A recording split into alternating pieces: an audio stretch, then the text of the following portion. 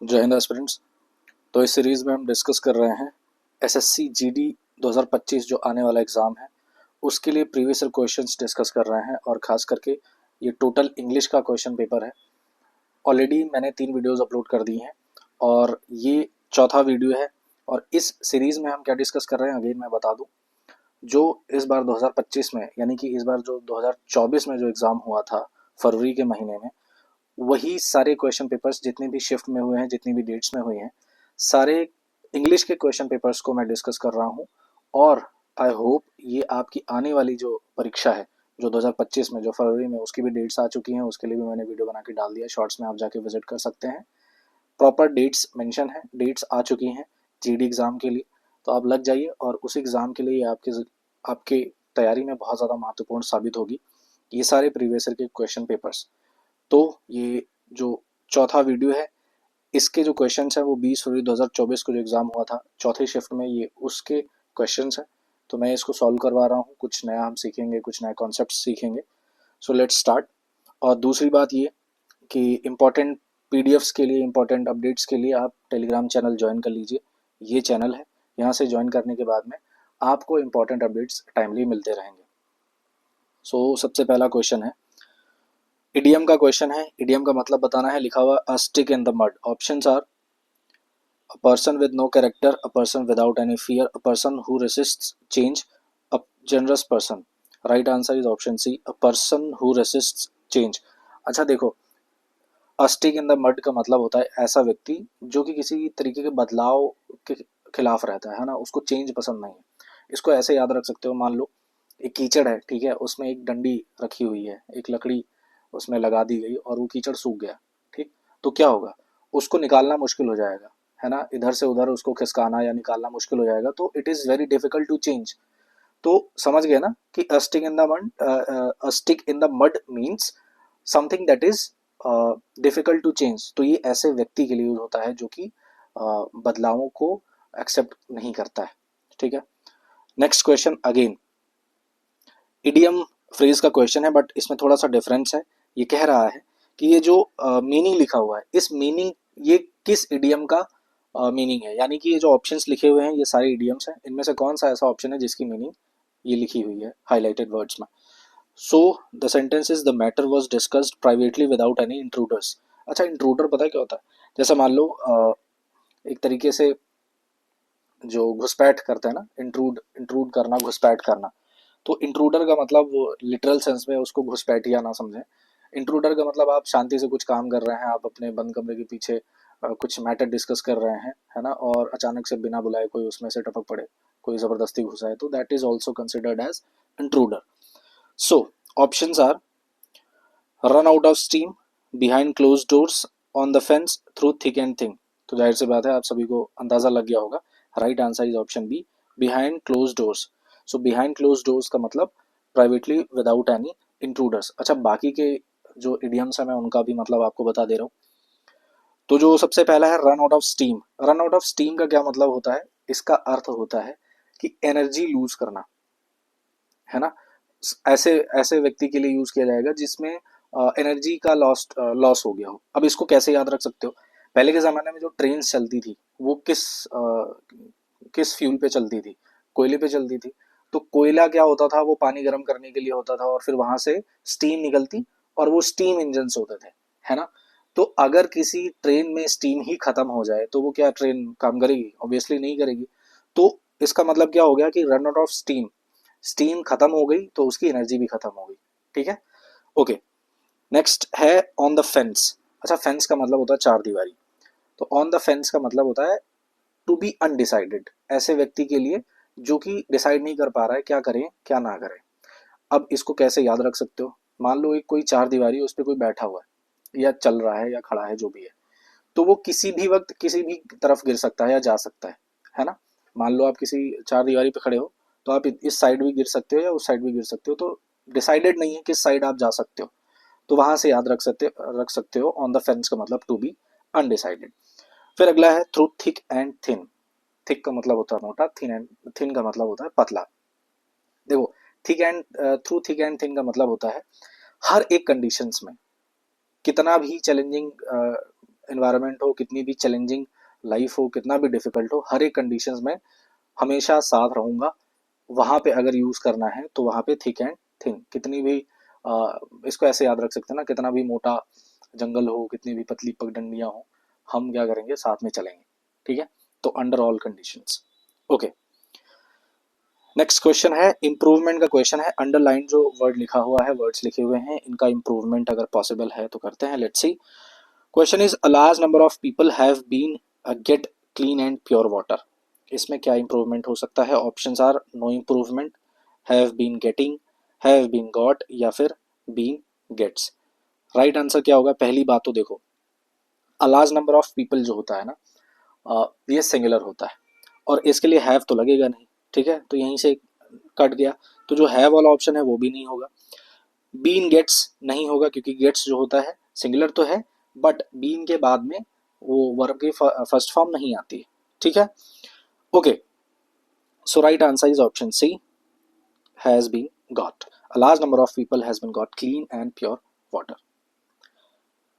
Next question error का question है। Consumers sometimes has a good ability to identify counterfeit logos when the legitimate brand is well recognised. अच्छा, इसका basic सा मतलब है इस सेंटेंस का कि जो कंज्यूमर्स होते हैं उनके अंदर काफ़ी अच्छी एबिलिटी आ जाती है कि वो जो नकली लोगो होता है ना उनको पहचान लेते हैं। कब? जब जो एक ओरिजिनल वाला अच्छा खासा मार्केट बना के रखा हो, है ना, तो जो कंज्यूमर्स होते हैं उनको नकली वाला पता चल जाता है कि भाई ये तो असली वाला नहीं। बहुत सारे ब्रांड्स में आपने देखा होगा कि आपको डुप्लीकेट ब्रांड्स के आपको जूते मिलेंगे, ट्रैक सूट्स मिलते हैं, बैग्स मिलते हैं, है ना। जूतों के केस में खास करके कुछ ज़्यादा ही होता है, काउंटरफीट लोगोज होता है, तो कंज्यूमर्स उसको पहचान जाता है। ओके, सो अब इसमें एरर किस पार्ट में है? ऑप्शन ए, बी, सी या डी? तो अगर आप ध्यान से देखेंगे तो mistake is in option C, consumers sometimes has a good ability. क्या मिस्टेक है? देखो, कंज्यूमर्स लिखा हुआ है तो ये प्लूरल है और प्लूरल के लिए हमेशा जो वर्ब होती है वो प्लूरल होगी, बट यहाँ पे क्या लिखा हुआ है? हैज लगा हुआ है। हैज हेल्पिंग वर्ब है बट सिंगुलर की है, तो क्या होगा? गलत हो जाएगा। यहाँ पे हेल्पिंग वर्ब लगेगी बट प्लूरल के हिसाब से लगेगी, कंज्यूमर्स के हिसाब से लगेगी, इसलिए हैज की जगह पे हैव होगा, and that is why option C is the right answer. Question number 5, the horn of the car ahead was by the resistance of the thick air.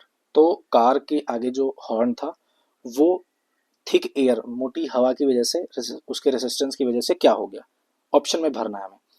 Option is dim, फेंट, mute या फिर muffled. देखो, option A की अगर बात करें, dim तो होगा नहीं क्योंकि लाइट के केस में यूज होता है, डिम का मतलब होता है मंद पड़ना, तो ये तो होगा नहीं। फेंट का दो मतलब होता है, एक तो होता है बेहोश हो जाना, तो वो यहाँ पे सेंस यूज नहीं होगा, और फेंट का एक और भी मतलब होता है मंद पड़ना, साउंड के केस में ही, तो वो भी यहाँ पे यूज नहीं होगा। म्यूट तो कंप्लीटली खत्म हो गया कि एकदम से आवाज ही आनी बंद हो गई। ठीक है, राइट आंसर इज जो करेक्ट सिचुएशन में सही बैठता है वो है option D, that is muffled. आपने ठंडी में यूज किया होगा, ठंडी आ रही है आप यूज करते होंगे, मफलर होता है ना, तो मफलर क्या करता है, वो जो आपके गले में, जब आप गले में लपेटते हो तो जो हवा होती है उसको रोकता है ना, कंप्लीटली तो नहीं रोक पाता बट मफल कर देता है, यानी कि जो बहुत हद तक वो कम कर देता है हवा को आपके गले में लगने से या कान में लगने से। तो राइट आंसर क्या होगा? मफल्ड। अभी रिसेंट में एक मैं बुक पढ़ रहा था, एक बुक है मेटामॉर्फोसिस, है ना, मेटामॉर्फोसिस, राइटर है फ्रांज काफ्का। उन्होंने अपनी बुक में इस शब्द का इस्तेमाल किया है, मफल्ड। कहाँ पे? जब जो राइटर है उनका शरीर जो है, मतलब जो स्टोरी का नायक है ना, ग्रेगोर, ग्रेगोर सैम्सा, उसका शरीर जो है वो एक कीड़े में तब्दील हो जाता है, और जब वो गिरता है अपने बेड से ज़मीन पे, तो कारपेट पे गिरता है, तो कहता है कि मैं जब गिरा तो आवाज़ बहुत ज़्यादा तेज नहीं आई क्योंकि आवाज़ क्या हो गई थी, मफल्ड हो गई थी, इसलिए मेरी फैमिली वालों को नहीं सुनाई दी। ये बुक में है, ये किस कॉन्टेक्स्ट में है अभी मैं बताऊंगा तो वीडियो बहुत लंबी चली जाएगी, तो उसका कोई मतलब है नहीं, बट इतना हाँ जान लो कि उस बुक में इस शब्द का इस्तेमाल किया गया है, मफल्ड। तो मफल्ड का मतलब होता है कि किसी साउंड को किसी चीज से, अब जैसे यहाँ पे मफल्ड यूज किया जाएगा तो थिक एयर की वजह से क्या हो गया, उसकी जो आवाज थी वो बहुत कम हो गई, बहुत ज्यादा ही कम हो गई। ठीक है, okay, next question, question number 6, the cow happily recovered which the widow entirely attributed to the efficacy of her pastor's prayer. अच्छा, एफिकेसी क्या होता है? एफिशिएंसी सुना? एफिशिएंसी का क्या मतलब होता है, क्षमता, और एफिकेसी का मतलब होता है आपकी ऐसी एबिलिटी कि आप कोई एक डिजायर्ड या इंटेंडेड रिजल्ट को ला सके, है ना। प्रभावशीलता, जैसे हम बोलते हैं ना कि कोई दवाई खा रहे हो, इसकी एफिकेसी कितनी है, इसकी प्रभावशीलता कितनी है ना, कि फायदा करेगी कि नहीं करेगी। या कोई इंजन है, इंजन की एफिकेसी कितनी है ना। तो efficacy is used in that sense.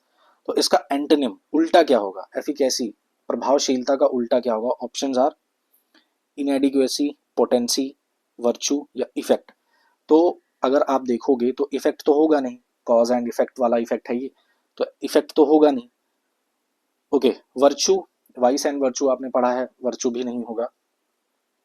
Potency का मतलब भी होता है ताकत, है ना, शक्ति, तो वो भी नहीं होगा। Right answer is option A, inadequacy. Adequate का मतलब होता है पर्याप्त मात्रा में, है ना, जरूरत से ज्यादा, मतलब पर्याप्त मात्रा में ज्यादा है एडिक्वेट। एडिक्वेसी वहीं से बनता है, और इनएडिक्वेट से इनएडिक्वेट से इनएडिक्वेसी बनता है, यानी कि कोई चीज अपर्याप्त मात्रा में है। यहाँ पे प्रभावशीलता है और उसी से मिलता जुलता उसका एंटोनिम बना दिया गया इनएडिक्वेसी। ओके, नेक्स्ट क्वेश्चन है question number 7। You must your defeat now as you are left with no soldiers. Options are defer, admit, buy या फिर गेट। तो अगर हर एक ऑप्शन को यहाँ पे देखते हैं, गेट होगा नहीं, बाय का मतलब होता है खरीदना, एडमिट का क्या ही अर्थ होगा और डिफर का क्या ही अर्थ होगा, ये मैं बताऊंगा तब समझ में आएगा आपको। तो देखो, डिफर का मतलब होता है ना, जो यहाँ पे डिफर लिखा हुआ है, डिफर का मतलब होता है पोस्टपोन करना, टालना, तो ये तो होगा नहीं। Right answer is option B is the right answer, admit. तो हम क्या करते हैं, बोलते हैं ना कि अपनी अपनी हार को स्वीकार करो, है ना। So you must admit your defeat now, this is the right answer, option B is the right answer. Question number 8। They a mammoth task ahead of them. तो मैमथ का मतलब होता है बहुत बड़ा, उनके आगे बहुत बड़ा क्या था, कार था। तो दे हैव होगा, डज होगा, नीड्स होगा या हैज होगा। तो सिंपल सा क्वेश्चन है, सिंपल सा आंसर होगा, option A is the right answer, क्योंकि दे प्लूरल है, उसके साथ में प्लूरल हेल्पिंग वर्ब लगेगी। क्वेश्चन नंबर 9 एरर का क्वेश्चन है। I am not the most wisest person here to teach you this lesson. तो किस पार्ट में मिस्टेक है, सीधा साधा इसमें आपको साफ साफ दिख रहा है, यहाँ पे मोस्ट वाइजेस्ट नहीं होगा भाई, सुपरफ्लुअस सेंटेंस हो जाएगा। क्योंकि अगर आप सुपरलेटिव डिग्री बना रहे हो तो या तो मोस्ट वाइज लिखिए या फिर वाइजेस्ट लिखिए, मोस्ट वाइजेस्ट नहीं होता है। तो जिस भी पार्ट में ये होगा वही राइट आंसर है। तो अगर आप देखेंगे तो option A is the right answer. Okay, question number 10। इसमें कह रहा है जो ब्रैकेट में वर्ड लिखा हुआ है इसको रिप्लेस करना है, ठीक है। तो a successful outcome could ultimately lead to its use in autonomous planetary rovers and robot aircraft. तो ऑटोनोमस क्या होता है, किसी भी शब्द के लास्ट में ओ यूएस लगा हो तो वो एडजेक्टिव होता है, ऑटोनोमस एडजेक्टिव है। और ऑटो का मतलब सेल्फ, तो ऑटोनोमस यानी कि आपने पढ़ा ना ऑटोनॉमी, ऑटोनोमस मतलब जो इंडिपेंडेंट होता है ना। तो ऑब्स्ट्रक्ट का क्या मतलब होगा, ऑब्स्ट्रक्ट का मतलब होता है रोकना किसी चीज को, तो ये तो होगा नहीं। यूनानिमस, यूनानिमस मतलब होता है एक साथ सभी की सहमति, तो वो यूनानिमस भी नहीं होगा। ऑक्लूड क्या होता है, ऑक्लूड का मतलब होता है किसी ओपनिंग को या किसी पैसेज को बंद करना, उसको ऑक्लूड करना कहते हैं, ठीक है। ऑक्लूड वर्ब है, तो ये भी नहीं होगा। Right answer is option B, simple सी बात है, इंडिपेंडेंट। ऑटोनोमस का मतलब इंडिपेंडेंट। Question number 11। इसमें बता रहा है choose the word that means the same as the given word, synonym की बात कर रहा है। फैंटास्टिकली, तो हम बोलते हैं this this performance was fantastic, मतलब बहुत अच्छा, वेरी गुड, एक्सीलेंट। तो स्कैंटिली क्या होता है, स्कैंटिली का मतलब होता है बहुत ही कम, है ना। लास्ट में एल वाई लगा हुआ है, इसमें भी, इसमें भी, इसमें भी और इसमें भी, तो ये सारे एडवर्ब्स हैं, ठीक है। ये पहचान होती है, जनरल पहचान होती है एडवर्ब्स को पहचानने की। स्कैंटिली होगा नहीं, ठीक है। स्कार्सली का भी मतलब होता है बहुत कम, बहुत ही कम, ना के बराबर, ये भी नहीं होगा। नॉमिनली, नॉमिनली नेम से बनता है, नाम मात्र जिसको बोलते हैं ना वही होता है नॉमिनली, नॉमिनली भी नहीं होगा। Right answer is option C, fabulously. Question number 12। Most appropriate option इसमें भरना है, कह रहा है there is no need to jump to a so soon. तो कोई जरूरत नहीं है कि इस पे कूदने की, रेसिस्टेंस पे नहीं। इन सीजन, अच्छा इन सीजन क्या होता है, इन सीजन का मतलब होता है काटना। जैसे जब डॉक्टर कोई ऑपरेशन करते हैं तो शरीर में जब भी कहीं कोई चीरा लगाया जाता है, काटा जाता है, उसके लिए इन सीजन का यूज होता है, नाउन है ये, ठीक है।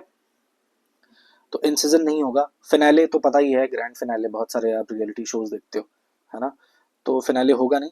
Right answer is option C, conclusion, है ना। कंक्लूजन का क्या मतलब होता है, जब कोई बहुत सारी बात कही जाए और अंत में उसको सारा समेट करके एक साथ उसका कंक्लूजन दिया जाता है, कंक्लूड किया जाता है, ठीक है। तो there is no need to jump to a conclusion so soon, तो कोई ज़रूरत नहीं है कि बहुत जल्दी कंक्लूजन पे आ जाओ, पहले पूरी बात करो, ठीक है। Okay, question number 13, 1000 years ago, हमें एरर फाइंड करना बाय द वे। तो लिखा हुआ 1000 years ago boys and girls did not learn to read. देखो फिर से पढ़ना, 1000 years ago boys and girls did not learn to read. यहाँ पे लर्न की थर्ड फॉर्म का यूज हुआ है, लर्न, ठीक है। अब सिंपल सी बात है, मैं आपको बता दे रहा हूँ ऑप्शंस में क्या क्या है, देख सकते हैं आप। किस पार्ट में मिस्टेक है मैं आपको बताता हूँ। देखिए, एक रूल होता है प्रेजेंट इंडेफिनिट का, जब भी, सॉरी, पास्ट इंडेफिनिट का, जब भी डिड का इस्तेमाल होता है ना, ऑब्वियसली डिड का इस्तेमाल पास्ट टेंसेस के लिए किया जाता है, और डिड का जब भी यूज होता है उसके साथ जो वर्ब आती है, वर्ब की फर्स्ट फॉर्म आती है हमेशा, ठीक है। और यहाँ पे क्या आ गया, वर्ब की थर्ड फॉर्म आया है, इसलिए यहाँ पे मिस्टेक है। Option D is the right answer. तो क्या होगा, डिड नॉट लर्न, लर्न जो फर्स्ट फॉर्म है वर्ब की, वही एज इट इज यहाँ पे यूज होगा। 1000 years ago boys and girls did not learn to read. Question number 14, इसमें हमें फाइंड करना है error. The seismic zoning displayed that the area had been prone to many earthquakes। बहुत ही सिली से mistake है इसमें, बहुत छोटा सा मिस्टेक है। Right answer is option C. अब किस पार्ट में मिस्टेक है, यहाँ पे जो सिज्मिक लिखा हुआ है ना, स्पेलिंग गलत है। यहाँ पे जी की जगह पे एस होगा, या जेड जो कहते हो उसकी जगह पे एस होगा, तभी जा करके ये सही स्पेलिंग बनेगी। द सिस्मिक बोलते हैं ना, ठीक है। क्वेश्चन नंबर 15, इसमें ऐसा सेंटेंस बताना है जिसमें कोई स्पेलिंग एरर ना हो। We were disillusioned. अच्छा, डिसइल्यूजन क्या होता है, इल्यूजन मतलब माया में एकदम डूबा हुआ, इल्यूजनड हो गया है ना, इल्यूजन में है। और डिसइल्यूजन मतलब मोह से भंग हो गया, माया मोह से भंग हो गया। So we were disillusioned when we saw how the movie star acted in real life. Real की स्पेलिंग गलत है, पहला ऑप्शन होगा नहीं। दूसरा, we were disillusioned when we saw how the movie, movie की स्पेलिंग गलत, आगे बढ़ना नहीं, ठीक। फिर we were disillusioned when we saw how the movie star acted in real life. Right answer is option C, यही सही है, ठीक है।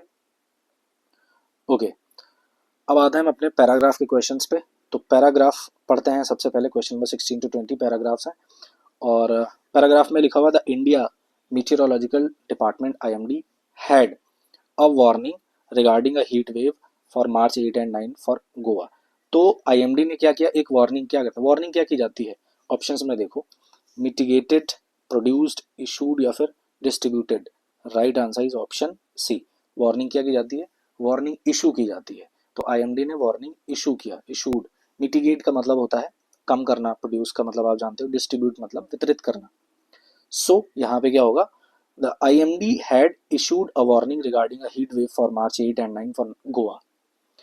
The warning stated, with the strengthening of easterly winds, clear sky, ठीक है, clear sky and delay in setting time of sea breeze, the maximum temperature over Goa is likely to remain 4 to 6 degree Celsius than its normal value। अब दूसरे वाले पे आते हैं, लिखा हुआ है कंडीशंस, फेजेस, कॉम्प्लिकेशंस या फिर एडजस्टमेंट्स।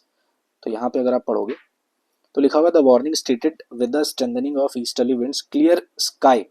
स्काई के साथ क्या होगा, clear sky, conditions, phases, complications या फिर adjustment. Right answer is option A, clear sky conditions. Weather conditions होती हैं, वेदर के फेजेस नहीं होते, ठीक है। कॉम्प्लिकेशंस होगा नहीं, एडजस्टमेंट होगा नहीं। Right answer is option A. फिर अब इधर लिखा हुआ है तीसरा वाला, and delay in setting time, यानी कि clear sky conditions and delay in setting time of sea breeze, the maximum temperature over Goa is likely to remain 4 to 6 degree Celsius then its normal value. तो अगर तीसरे वाले पे हम आए तो यहाँ पे लिखा हुआ है हाई, हाईली, हाईएस्ट या हायर। तो अगर इसको आप पढ़ोगे तो यहाँ पे लिखा हुआ है Goa is likely to remain 4 to 6 degree Celsius higher than its normal value. Than का इस्तेमाल हुआ है ना, तो दैन का यूज जब भी होता है तो कंपैरिजन के लिए किया जाता है, और कंपैरिजन डिग्री यहाँ पे क्या है, हायर है, ठीक है। हाईएस्ट तो सुपरलेटिव हो जाता है, हाईली एडवर्ब बनता है, और हाई पॉजिटिव यानी कि सिंपल डिग्री है। So right answer is option D, higher. Okay, so यहाँ पे क्या होगा, यहाँ पे होगा Goa is likely to remain 4 to 6 degree Celsius higher than its normal value. फिर persistence of these conditions is likely to, अच्छा देखो अगर पूरा पैराग्राफ आप पढ़ भी लेते तब भी ये कंडीशन यहाँ पे लिखा हुआ है ना, तो यहाँ पे आप कंडीशंस लगा देते, ठीक है। सो persistence of these conditions is likely to satisfy the criteria of a heat wave over Goa on Thursday। देखो सिंपल सी बात है, इसमें तो उतनी देखने की जरूरत भी नहीं है। यहाँ पे देखो option D is the right answer, दिन है, डी का यूज किया जा रहा है, तो उसमें कोई एट इन ओवर का इस्तेमाल नहीं किया जाता, ठीक है। उसके बाद में लास्ट का है, many schools in Goa are conducting exams and have been told to advance the timing. अगर ऑप्शंस में देखोगे, हैव बीन, गोवा के स्कूल्स को बताया गया, उनसे पूछा नहीं गया, उनसे कहा नहीं गया, टेल सिंपल हो जाता, told, have been told is the right answer. And these were important 20 questions जो कि आपके चौथे शिफ्ट में आए थे 20 फरवरी 2024 को। आई होप आपको ये वीडियो समझ में आया होगा, आपने अपनी कुछ वैल्यू ऐड करी अपने एग्जामिनेशन की प्रिपरेशन में। मिलते हैं नेक्स्ट वीडियो में, टिल देन टेक केयर, जय हिंद।